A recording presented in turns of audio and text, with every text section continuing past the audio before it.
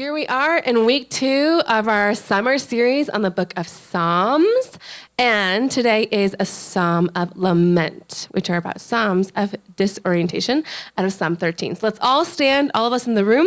We're going to read the psalm, only 3 slides, pretty short today. We're going to read the word of the Lord, each slide together. Okay? Can y'all see that? Great. Okay, ready? Begin. How long, Lord, will you forget me forever? How long will you hide your face from me? How long must I wrestle with my thoughts and day after day have sorrow in my heart? How long will my enemy triumph over me? Next slide. Look on me and answer, Lord my God. Give light to my eyes, or I will sleep in death. And my enemy will say, I have overcome him, and my foes will rejoice when I fall. All together, but when I trust in your unfailing love, my heart rejoices in your salvation. I will sing the Lord's praise, for he has been good to me. Amen. This is the word of the Lord. You may be seated. Okay, so we are in week 2. Can we have the lights? Yeah. Week 2 of our 8-week summer series on the book of Psalms. And we talked about this last week, but Psalms overall is an invitation to worship. To give you a quick context for those of you who weren't here, or if you've forgotten, since I'm sure it's been a week long, the book of Psalms is all about worship. How many Psalms do we have again?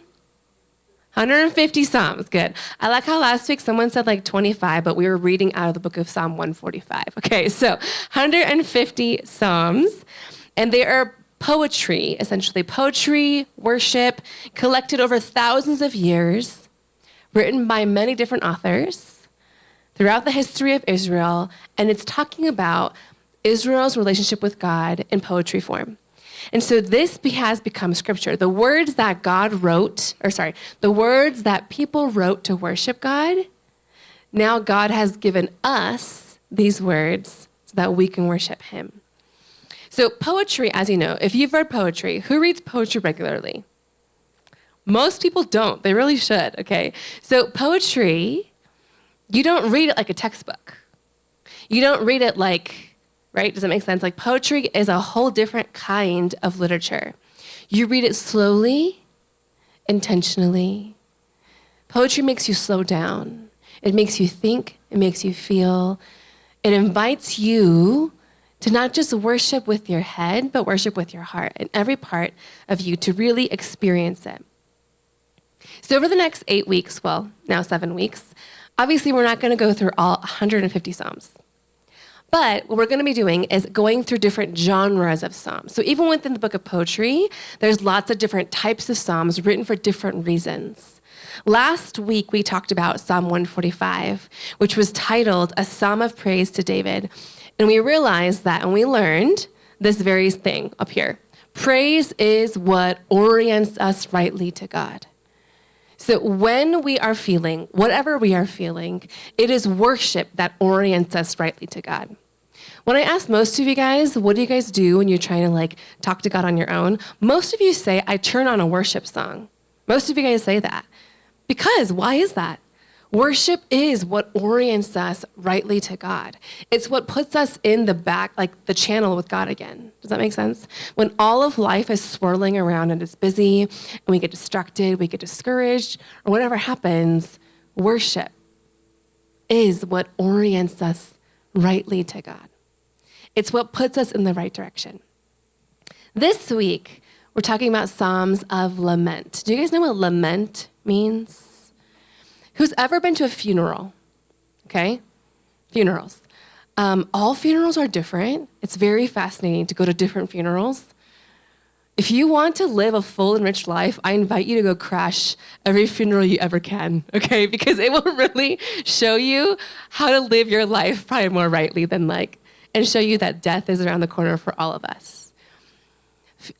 If you've ever seen, so I have a cousin, so my grandma's sister, grandson. So we're related that way. We're second cousin or something like that. But I was in California and I was 22, I think. And Opa was like 24, I think, like that. And he died of like a medical issue that none of us knew, he didn't know about until it was like too late, basically. And I remember going to his funeral, and I had already been to one family funeral before, but it was my grandpa. He was really old. We were sad, but like when they're old and die, it's like kind of okay. You know what I mean? And so I remember going to that funeral and walking in and seeing my cousin in the casket and seeing Kunama, his mom, weeping. Can you imagine? How many of you are here 24? Some of you are 24. Imagine you dying right now, okay? Like, not a happy thought. But like, what would your parents, how would they react? You know, that would be the worst thing in the world. And I remember seeing my Kunama, who's usually pretty reserved and like really kind of tough. She had 2 sons, so like super tough. And she was lamenting, like weeping over her son. And I remember like all of us were like wrecked, like just wrecked watching her weep that way. That's what lament means. Lament is like you are so distraught and so upset and so discouraged that you cannot contain your emotion anymore. Lament is like your soul is dying. That's how it feels, okay? So this is a psalm of lament. Last week, psalm of praise. What does praise do to us? This week is a psalm of lament. And what does that do? How does even lament draw us close to God? When we feel disoriented, there is space and permission for lament. Now, last week was about praise orients us, but sometimes we feel so disoriented, we cannot get ourselves to even come before God. But here's the thing. When you and I feel so disoriented, before God, there is space and permission to lament. You don't have to have it all together. God is not the kind of God that you have to have it all together. God is saying, when you feel disoriented, you don't have to get oriented, then come to me. Worship is coming to me in your disoriented state and telling me all your lament and what you're really feeling and what your unfiltered thoughts to me. And that actually brings you back to me. So, there's a really great example. Who's seen Inside Out? Not 2. 2 came out though, but Inside Out, okay? I watched it with my son recently because we went to go watch 2. And he kept being like, Mom, why are you crying so much? Like, the older I get, the more I'm like, this is so like, ah. Anyway, there's this perfect scene from Inside Out that I want all of us to watch. If we can grab the lights. It's a couple minutes long. It's not super long, but it perfectly illustrates one of my main points for today, okay? How many of you are a little bit like, you cut an onion, someone cut an onion somewhere, right? Ooh, okay. If you haven't watched it out, the whole premise is, right, like she's just this happy little girl, and sadness, she feels really sad because of her move, but she's not letting her sadness try to come out. And when sadness finally comes out, she's able to actually process and connect with her family again and be okay. And so the idea behind this is that when Riley finally voiced her sadness and her lament, that's when she realized there was a safe space and permission to be sad, and that was okay. And that's actually what saved her and brought her back to her family and strengthened her relationship with her parents again. This is the same thing with God. Literally same thing with God. I think most of us grew up potentially in a space where you had to have it all together. You had to be okay. You couldn't be sad. Or like somewhere along the way, you learned that you couldn't be sad. Like with God, you had to be everything okay. At church, you had to be okay. We often carry that kind of mentality. And yet, Psalm 13 tells us that it's okay to not be okay. It's okay that we are sad. God wants us in our lament. God wants us, he wants us to voice our discouragement and our sadness, because when we do, that actually brings us rightly to God. So here's the first thing. When you feel disoriented, voice your lament to him. Okay? When you're feeling disoriented, discouraged, worried, concerned, whatever it may be, Voice your lament. Let's go to Psalm 145, verses 1 to 2. How many times does David write how long in this passage? Tell me. The answer's right here. How many times do you see the phrase how long? How long? How long? How long? I just gave you a clue. How many times? Say it out loud. 4 times. 4 times. How long is said 4 times just in these 2 verses alone. Most of the time when you and I feel disoriented, discouraged, sad, upset, angry, frustrated, whatever it may be, it's not just because whatever we're going through is hard. It's not just because your relationships are hard. It's usually because that suffering feels like it's forever. We don't know when it's going to end. Maybe you had something happen to you and like you're really discouraged and sad and frightened and you don't know when you're going to feel better. You don't know when it's going to get better. That's what makes it so hard, is how long. But how long 4 times? He's saying how long about certain things. Number 1, how long, God, how long will your relationship with me be this strained? David, King David, the greatest man after God's heart, he had moments in his life where he felt like God had forgotten him, where God had abandoned him. So what this tells you is that you will 100% go through a time in your life where you feel like God has abandoned you and God has forgotten you. You will feel that. That is a normal part of life. If King David could feel it, you can feel it. And what he's despairing is how long? I feel forgotten. I feel abandoned. I feel like you don't care for me. Now, how many of you confess, be honest, growing up when you were a kid, how many of you said, I hate you to my parents? Who said that?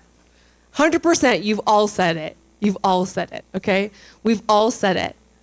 If you are saying you didn't, you're lying, okay? Whatever it may be. We've all said at least, like, I hate you, or like, I don't want you to be my mom, or whatever it is, right? Okay, we've all said that. Do we actually really mean that? We might feel that way, but we don't actually often always think, or we really are that way. We might feel like God has abandoned us. We might feel like God has forgotten us, but has he actually abandoned you? No. So that balance is very important to keep. God knows he has not abandoned you, but he gives you permission to feel that way. God is like, I know I haven't abandoned you, but let it rip. Let it rip. Like, tell me all that you're thinking. If you're mad about it, it's okay. You can tell me how awful you feel that I have abandoned you. It is okay. Now, what else is David how longing over? He's how longing over himself. Next verse, next passage you see. Maybe not the next one, go back, sorry. Where it talks about like he's so wrestling with himself and he cannot find the answer. How many of you think that you have the right answer to everything? Okay? Good luck. Because at some point, you'll hit something in your life where you cannot figure it out on your own. David is at the point where he's like, usually I can figure it out on my own. I can coping skill my way out of all of this. I could use every breathing technique everywhere. I could do everything to get my way out of this. And still, it will not be enough. It will not be enough. And God is saying, when you are done with yourself and realize you can't do it, then you can come back to me. I read this phrase when I was preparing for this message.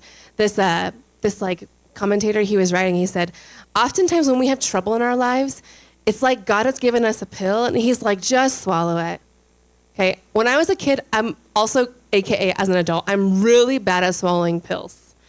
Really, really bad. I still have to take like a whole glass of water and I have to like have water in my mouth and then toss it in and then drink more water and then like trick my way into like swallowing it. I'm like really bad at pills. You know what's the worst? They're so bad, okay? But my husband, he's weird. He'll literally take like 6 pills and pop it in his mouth and just like swallow it with like nothing. It's very strange, okay? But I'm very bad at pills. So when I got like teenage years, there's no like, you can't like take like the kids stuff anymore. So my mom would like make me like take medicine and I would whoever has tried to keep your Tylenol tablet in your mouth, go home and try that. Just kidding. It's gross, okay? I couldn't swallow it, that I just kept it in my mouth and it would dissolve. And it made it so much worse. All your face is so gross. Just swallow the pill. If you just swallow the pill, it's so much easier, right? But that Tylenol, if it just leave it, let it sit, it's gonna make things so much worse. That's literally how trouble is. When we go through trouble in our lives, God is like, yo, just swallow it, man. I got you, let me help you. And we're like, no, I'm okay. And we just let it sit in our mouths. That's what we're doing. Don't let the Tylenol sit in your mouth, okay? It's gross, don't do that. Just swallow it. God is like, let me help you, okay? And then we see in this passage in Psalm 13 that there's people that hate him. And so he's like, people want me dead, So it's not just I'm suffering. It's not just I feel abandoned. It's not just I'm not swallowing this pill, but it's these people in my life are treating me badly. And so everything bad is going on in David's life right now. If you only know David as David and Goliath, then friends, you have a lot to learn about David. He had a lot of stuff go down later in his life, okay? His own sons trying to kill him, really awful. When you feel disoriented, voice your lament because he can handle it. When you feel disoriented, cry out to God in your desperation. That is the answer. In Psalm 13 here, he says this, look on me and answer. This is pretty firm. He's like, God, I feel like you've abandoned me. I feel like you're doing a bad job at being God, is what he's saying. I feel like you're awful and I need help, but you're not listening. So look at me and answer me right now. That's how he's talking to God. That actually means you're encouraged to talk to God in that way too. Very, very strong, very, very quick response saying, God, when I'm suffering, I want you to answer me. Don't be shy. You don't have to be shy with God. You can let it rip, everything you think and feel, and come to him and say, God, will you answer me? Just do it. And keep saying it over and over and over again. But notice it's couched with, if you go back to the previous verse, it's couched with Lord my God. So he's acknowledging, look, answer me, but I know you're Lord of the world and I know you're my God. So he's not just being disrespectful, but he's saying, you're my God. I have a personal relationship with you. So God, come on, talk to me, answer me. You need to do something about this. Give light to my eyes. In other words, he's saying, I'm probably seeing things a certain way, but I need you to shine a flashlight in my eye so that I can see it rightly. Because I know I'm probably seeing it kind of skewed. So shed that light and show me what's really going on.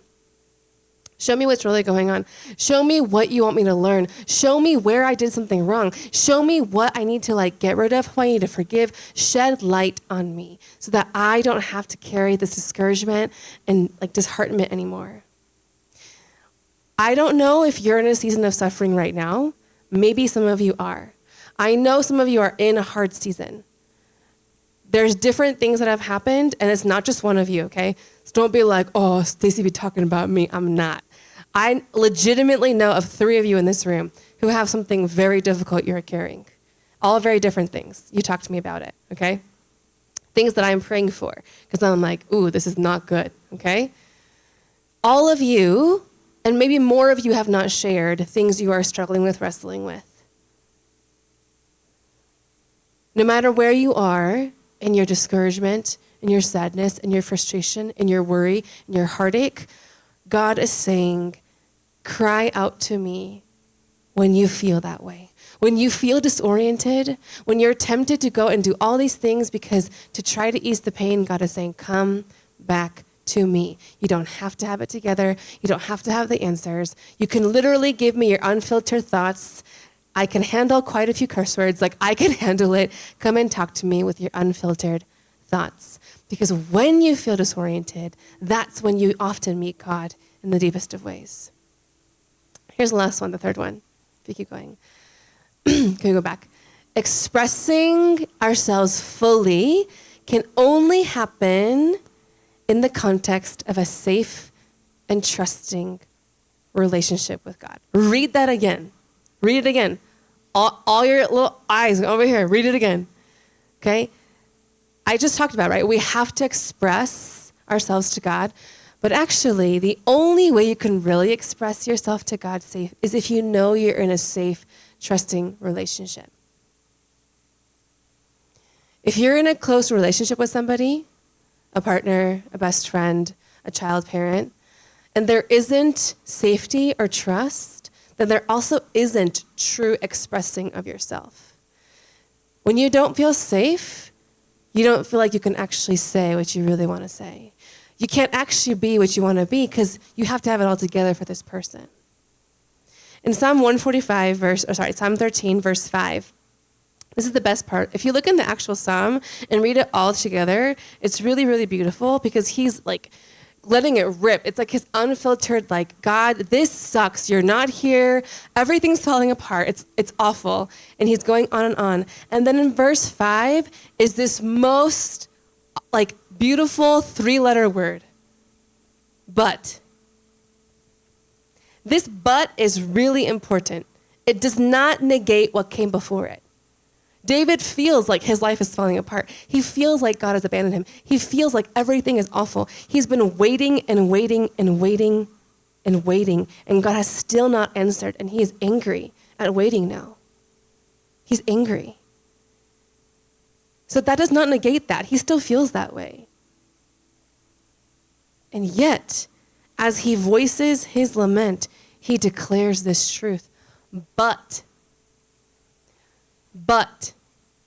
when you feel disoriented and you're like, God, I'm really, really pissed at you right now. I'm really angry at you right now. But, strengthen your spiritual butt, you guys. Strengthen your spiritual butt. Not just your physical glutes, but strengthen your spiritual butt of saying, God, this is really hard, and I'm going to tell you like it is. But I trust in your unfailing love. Not I trust in my circumstances, not I trust in XY to save me. I trust in your unfailing love. It is a choice to trust God that comes both from knowing God and how he saved you, but also experiencing God in your own personal life. You have to have knowledge that his love is unfailing, and that knowledge is seen literally on the cross. If you want an example of God's unfailing love for you, it is Jesus dying on the cross for your sins, paying your price. That is his greatest example of unfailing love. So that knowledge needs to be what anchors your life. But it's not just knowledge alone, because you might know it, but that doesn't move you when you're feeling really mad at God. The second thing that you really need is that experience of in your own personal life where God has moved in your life, where God has spoken to you, God has answered your prayers, God has done things that you know it is God. You need those moments and those experiences to come back to you in moments like this when you feel like a lament in your soul. When you feel discouraged, disheartened, tired, weary, scared, that's when you need this but, this very, very but. Because here he says, my heart rejoices in your salvation. So even though everything around me is awful, I will not forget that you literally saved me. You literally saved me. And I will not forget that you have been good to me, because you have been good to me. I think it was last week. Did we sing that song? What was the song? How good is God? How good is our God? How the Lord is good. Okay, guys, I can't remember. It's a new song. Okay, it's a really, really good song though. It's talking about like, what was it talking about? What's the chorus? How does it go? The Lord is good. The idea is the Lord is good. No matter what I have gone through, the Lord is good. No matter what I've gone through, he is so good to me. Even though everything else still is awful and is not fixed, he is good. And so, what does this mean for you? The only way you can truly express yourself to God is if you feel safe with God. Okay, does that make sense? The only way you can truly express your heart to God is if he feels safe to you.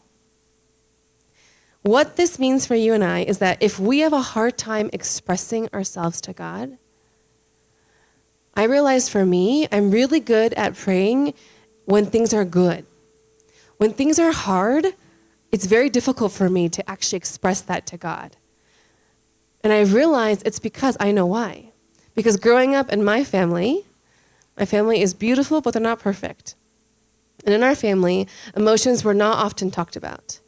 Hard and difficult things were, you just like, chama, you know, most of us are immigrant families, children of immigrants. And so you have to just pull yourself up the bootstraps and just keep going, you know? There's no room or space for discouragement or sadness. And so I had to have it all together. I was typical first oldest girl, the typical I have to be able to have it all together. No, I have to keep the whole world floating, okay? Our whole family depends on me, which was such a prideful thought process. And yet that's what I became. That's how I survived my world as a kid. And so even in my own, with God, I had to have it all together. I realized that I have to have it all together and then I can come to God. But that is not actually true. It's not very healthy. And it helped me realize I don't feel safe because I didn't actually feel safe to express all of my ish to those that loved me and cared for me. And so I couldn't do it with God. And so that took time. It's still taking time to undo that, for me to realize, wow, I need to come to God and express what I'm really thinking. And it's okay. He can handle a few unfiltered thoughts of mine. He actually wants me to come to him when I'm feeling that way. When you and I, if you have a hard time coming to God, it's not because God isn't safe. He is. But for you, he's not feeling safe for different reasons. And so, as we reflect on this psalm, I want you to think about, if you're in a time of distress right now, especially think about it. Or if you're not, think about the most recent time that you're feeling stressed and discouraged. When we feel disoriented, remember, there is space and permission for lament that brings you back to God. You don't have to be happy Riley all the time. It's okay to be sad Riley with God. Does that make sense? Psalm 13 shows you that you can fully express everything you're thinking and feeling and anchor yourself back on the truth of his unfailing love. You can have both. And both of those things bring you back to God. And so this week, I encourage you to take Psalm 13, read it, write it, sing it, reflect on it, read it again. And as you do, express more of who you are before God, because that brings you closer to him. So as we do our last, this is not sharing. We're going to go to our last questions. If we can have that both in the back and the front. Pull out your phones. We're not actually sharing these out loud, but I want you to do the first thing. So open your note, and the first prompt is to write an unfiltered letter. Use all the colorful language you want, okay? Write an unfiltered letter to God, talking about the struggles you are currently facing. Unfiltered. Ready, set, go. Free association, 3 minutes of free association, unfiltered thoughts. God, this is what I'm feeling. This is what I'm struggling with. Go, okay? Write your thoughts down. Don't go to step 2 or 3 yet. Just write the first one.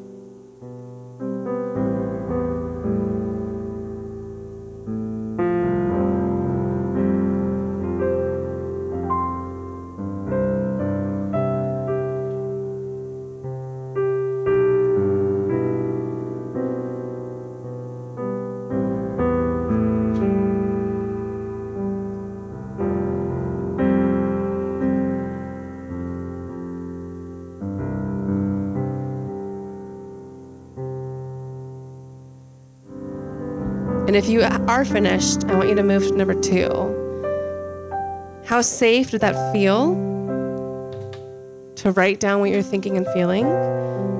What was easy about it? What was hard about it?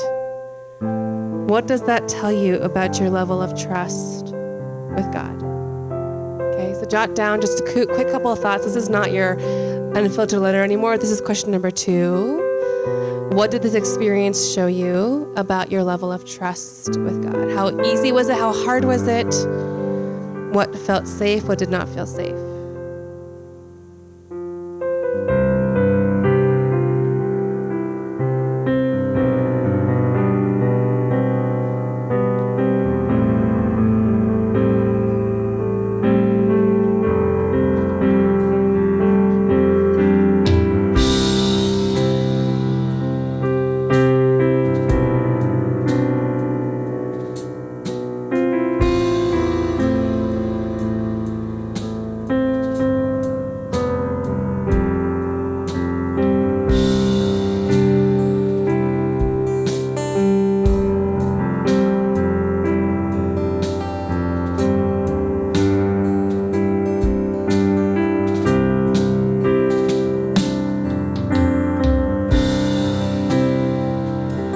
Okay, last one. How can you build a stronger relationship with God based on His unfailing love? Not based on our past experiences of those that we could not trust, but based on His unfailing love. So let's wrap up that last thought. Jot down your ideas. Put your phones down, and we're going to close with worship. I'll give you another minute.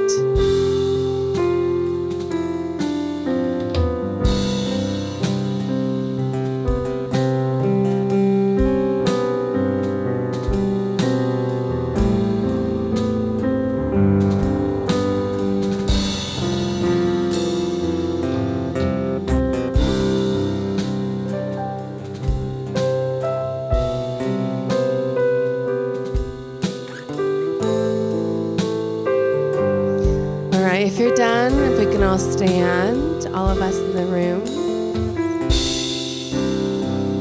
This is meant to just get you started. Whatever is sort of for you, I encourage you to come back to God in your lament and your discouragement, and let that be what draws you back into God's presence.